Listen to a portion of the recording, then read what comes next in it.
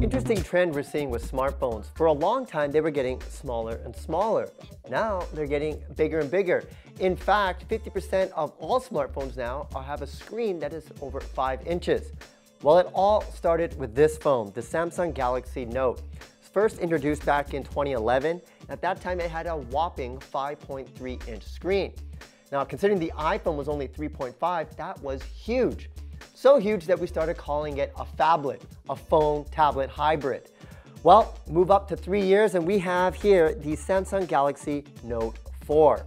This has a 5.7-inch screen, which was the same as the Note 3, which makes me lead to believe that this is the optimal size for a phablet.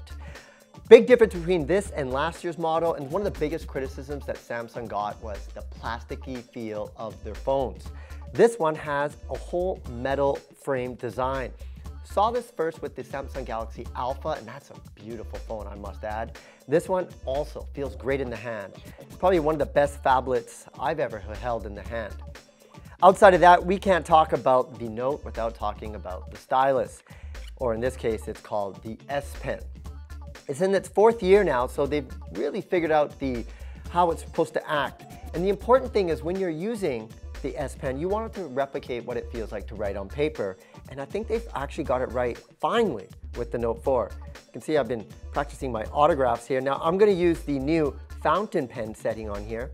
And I've never been able to use a fountain pen in real life because I'm left-handed and I would always smudge the ink. So I get to try it out over here. I'm just going to sign my autograph, just like that.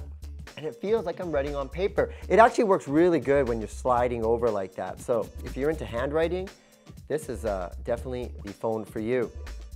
Outside of that, interesting trend we've seen is selfies have really taken over thanks to social media.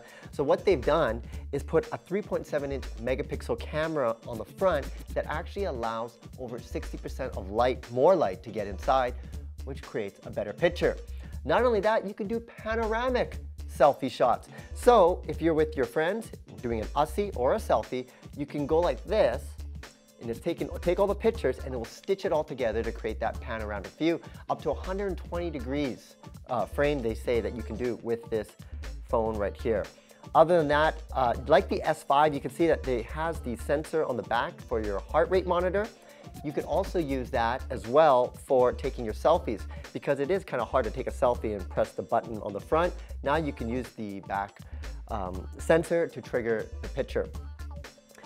Another criticism has always been battery life. They didn't actually put a bigger battery in here, but it made it more efficient for charging. So you can get 50% charge in about 30 minutes with this phone, which is quite fantastic, especially when you compare it to the other phones on the market. Speaking of cameras, I should mention that the back has a 16 megapixel camera, which is up from the 13 megapixel that we saw with the Note 3. So, is this the right phone for you? Well, if you want a phone that can act like a tablet, you're into consuming media and being productive with the S Pen, this might be the phone for you. Otherwise, I would say it's going to be kind of hard. For guys, personally, it's kind of hard to have a phone like this in their front pockets, but females, for your purse, this must be one of the best phones you can get on the market. So if you are in the market for a new phone, take note of the Samsung Galaxy Note 4.